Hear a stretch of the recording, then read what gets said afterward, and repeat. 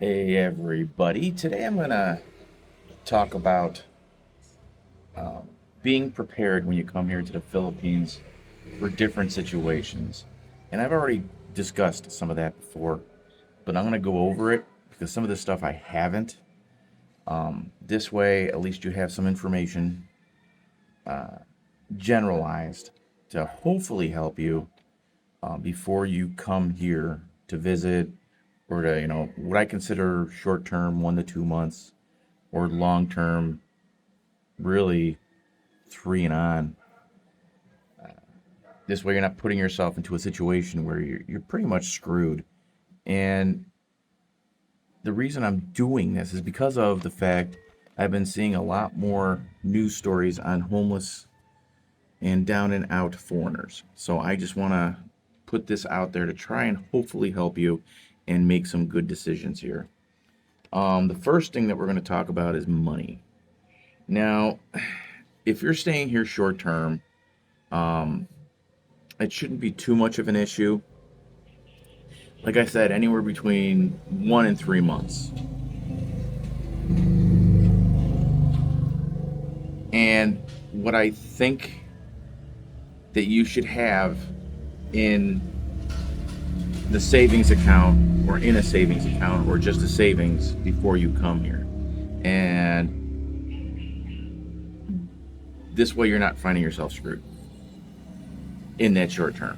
I would say, you're looking at judge about, if you want to have a good time, 2,000 a month. Okay? If you're planning on getting a hotel, plan on 3,000 a month. In that short term, if you're just staying here short term. Now, long term, that adds some stuff, obviously. You're going to start thinking about medical. You're going to have to start thinking more about food long term, a place to stay long term, so rent, all sorts of different things. Now, when you're thinking about that, savings per month is going to vary. Okay? And towards the end of this video, we'll figure that out. But once we get in that 3 to 6 and beyond months, you're looking at medical. Okay. Now, when I was in the hospital in August of 2024, it wasn't too bad. It was for cellulitis in my leg, and I was in there for about 4.5 days, and I went over this before, and it ended up costing me about $1,200, $1,300, somewhere in there, total for those 4.5 days, and that included everything: doctor's visit, consultation, emergency room, antibiotics, food, room, everything.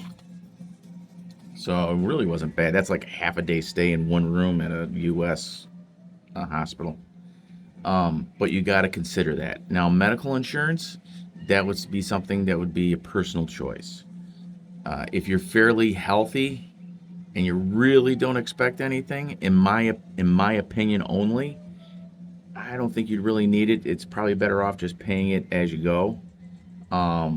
But if you're coming in with some health problems, diabetes, heart problems, blood pressure problems, things like that, it might be better off getting medical insurance.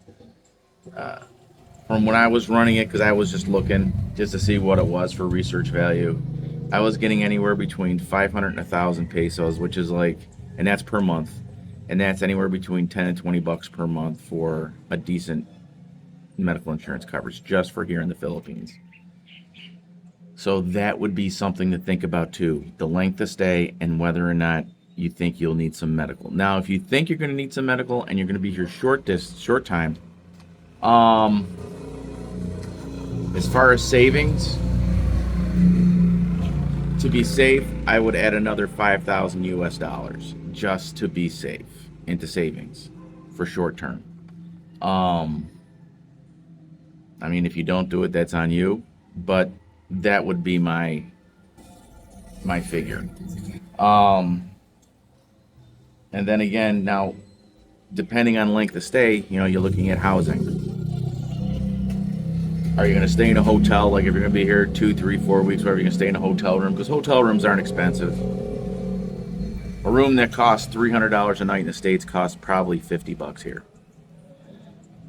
If you're looking at a short-term rental, it all depends on comfort. Don't mind all the bikes. You could probably get beach rentals, like little shacks, no aircon, for probably anywhere between $1 and $150 a month. You can get halfway. My apartment here with aircon, and a hot shower and a manual bidet, runs about $300 a month. But I'm under a 1-year lease here with the girlfriend. You can get month-to-month beach rentals. You can get month-to-month now apartments. The apartment that we were in was a month-to-month. It was a nice apartment. Had some small issues. It wasn't bad. There were some security issues outside the wire as far as the gate and all that.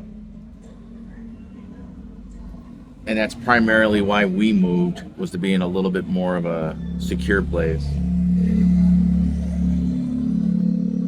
But you'd have to look into what you can afford. Go on Facebook Marketplace, go on Airbnb, look up rental places. And that should push you in the right direction on where you want to go. As far as transportation goes, if you're okay with the public transportation systems, the jeepneys, the trikes, you can even get a taxi. You'll be fine. If you're good with those.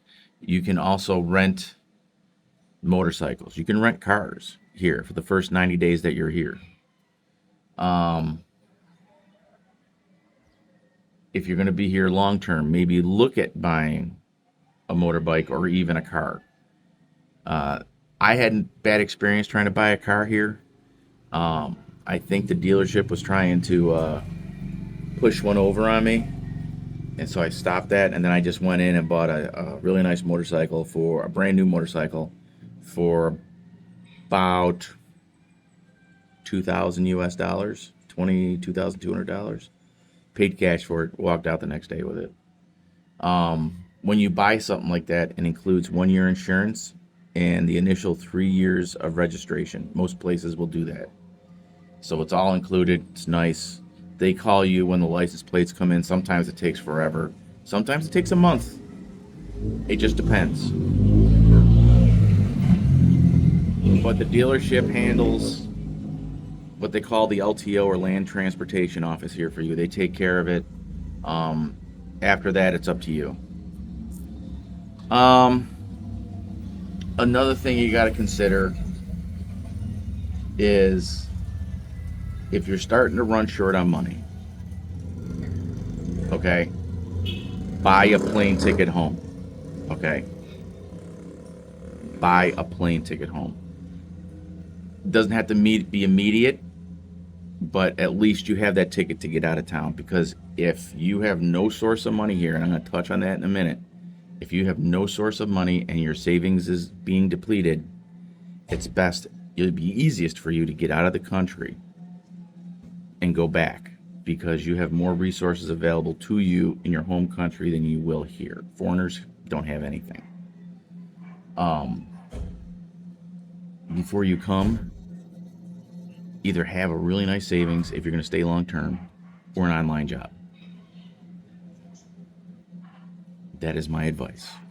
I'm fortunate enough to where I have a particular skill set, and I'm able to work wherever. I am a logistics security specialist consultant because of my background in security and public safety, along with 25 years of truck driving. So I have that in my back pocket. Some people aren't that fortunate. They're not.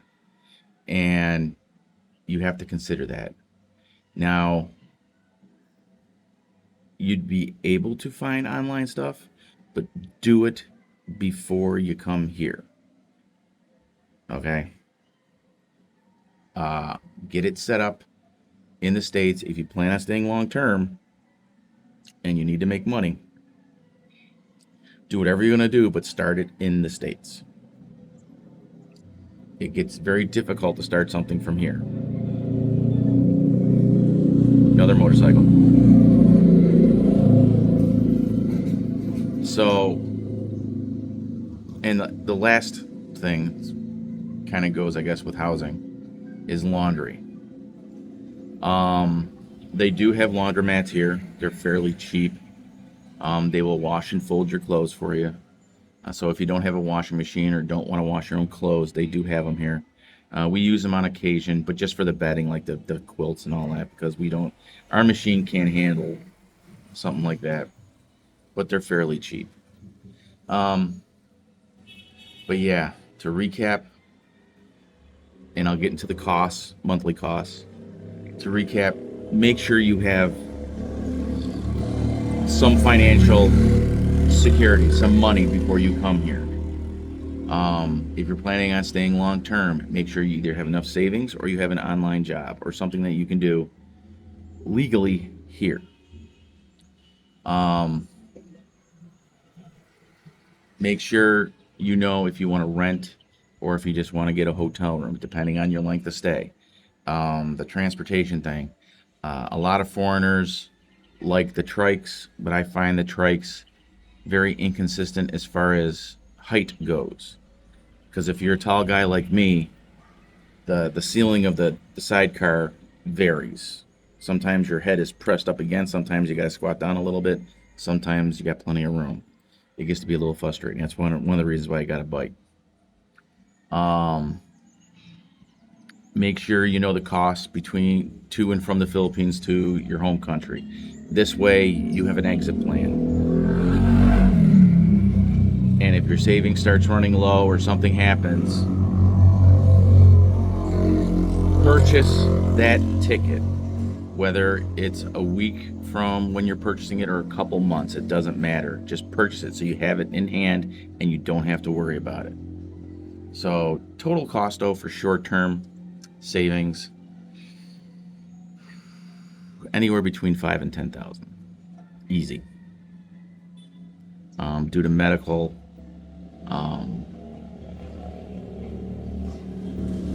different bills that pop up here. If you're staying long term, 3, 6, and beyond, you're looking at quite a bit of savings if you don't have a job. I've seen and heard of foreigners here come with $50,000, and the $50,000 is gone within a couple months. $100,000, you're kind of comfortable probably for a couple years, but no guarantees. Things pop up. $200,000, $300,000, $400,000, you'll be comfortable for a few years. If you have an online job and you have consistent money, whether you're an entrepreneur or you actually have some sort of skill set where you can work online and be a consultant or something, a writer or whatever, you'll do fine here. You'll do fine. But if you're coming and you don't have any savings, that's going to be rough. If you're retired,